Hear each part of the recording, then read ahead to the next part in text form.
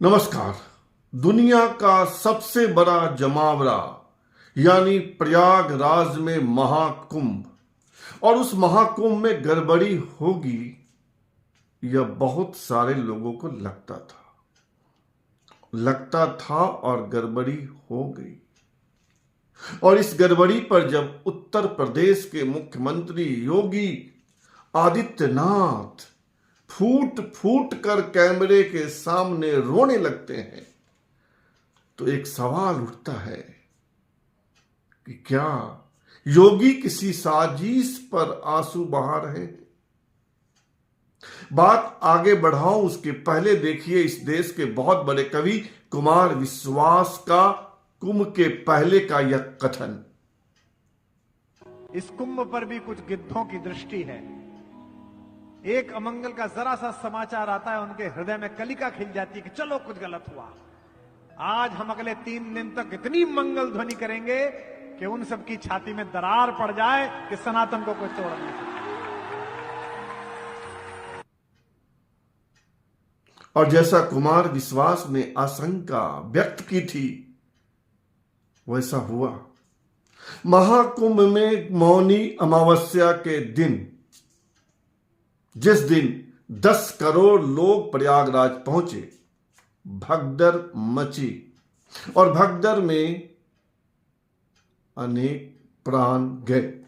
कितनी जान गई, क्या हुआ, सब बताऊंगा। लेकिन देखिए कि इस घटना पर यूपी के मुख्यमंत्री योगी आदित्यनाथ कैसे फूट फूट कर रो रहे हैं। देखिए। घटना दुखद है, मर्माहत करने वाला है।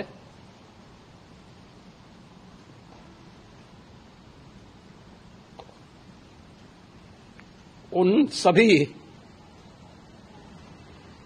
परिजनों के प्रति हमारी पूरी संवेदना है। हम लोग रात्रि से ही लगातार प्रशासन के संपर्क में हैं। मेला प्राधिकरण, पुलिस प्रशासन, एनडीआरएफ, एसडीआरएफ,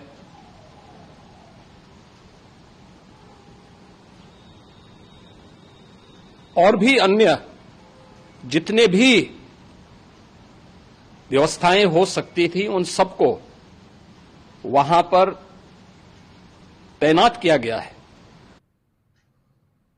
देखा ना आपने, योगी अपने जीवन में 2 बार ही रोए हैं। जो योगी को जानते हैं वे बता रहे हैं कि अपने पिता की मृत्यु पर भी योगी आदित्यनाथ की आंखों में आंसू नहीं आए थे। एक बार तब आंसू आए थे जब उनकी हत्या की साजिश हो रही थी।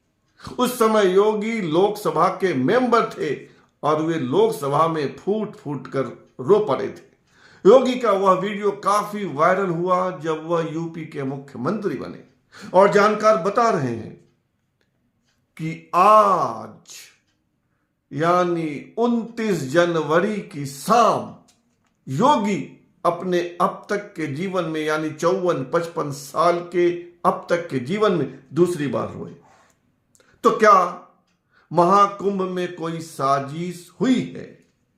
क्या यह भगदड़ किसी साजिश का परिणाम है? और साजिश हुई है तो किसने किया?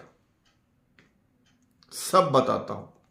पहले यह जानिए कि दुर्घटना के 17 घंटे बाद 29 जनवरी की रात कहिए, 28 जनवरी की रात कहिए या 29 जनवरी की सुबह प्रयागराज महाकुंभ में भगदड़ मची।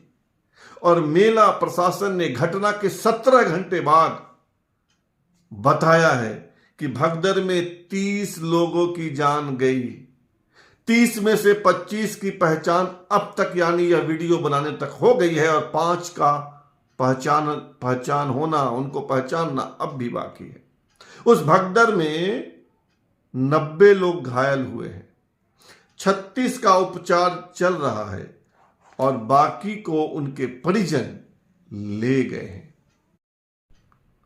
यूपी की सरकार ने सभी मृतकों के लिए 25-25 लाख मुआवजे की घोषणा की है। जो कुंभ से वापस नहीं लौटे उनके लिए कोई भी मुआवजा कम है, लेकिन योगी ने कहा है कि सभी को 25-25 लाख रुपए उनके निकटतम परिजनों को दिए जाएंगे। लेकिन एक बात और है, इस भगदड़ की जांच के लिए उन्होंने 3 लोगों की कमेटी भी बनाई है, जो यह जांच करेगी कि भगदड़ कैसे हुआ, इसके पीछे के कारण क्या है, कैसे रोका जा सकता था, तमाम मजबूत इंतजाम के बावजूद भगदड़ कैसे हुआ। हालांकि जिस जगह पर 10 करोड़ लोग, 9 करोड़ लोग आ जाएं, उसमें कितना भी इंतजाम करो, इंतजाम तो ठहर नहीं पाता। अब आगे जानिए कि साजिश की बात क्यों हो रही है। सोशल मीडिया पर साजिश की बात तैर रही है। बताया जा रहा है कि भगदड़ स्वाभाविक नहीं था, 7-8 लोगों की टीम ने इस भगदड़ को अंजाम दिया, यानी यह साजिश है। अब इस साजिश का कोई प्रमाण तो अब तक नहीं आया है, कोई प्रमाण सामने नहीं आया है। सामने आया है तो कुछ प्रत्यक्षदर्शियों के बयान, जो उस समय वहां थे या वे जो उस भगदड़ से बच निकले, उनके बयान आए हैं और वे कह रहे हैं कि कुछ लोग, 7-8 लोगों की टीम हाथ में डंडा लिए और लाल झंडा लिए विपरीत दिशा से आई और उनके कारण ही भगदड़ मची, भगदड़ सामने आया, जिसमें 30 लोग काल कवलित हो गए। देखिए प्रत्यक्षदर्शियों के बयान।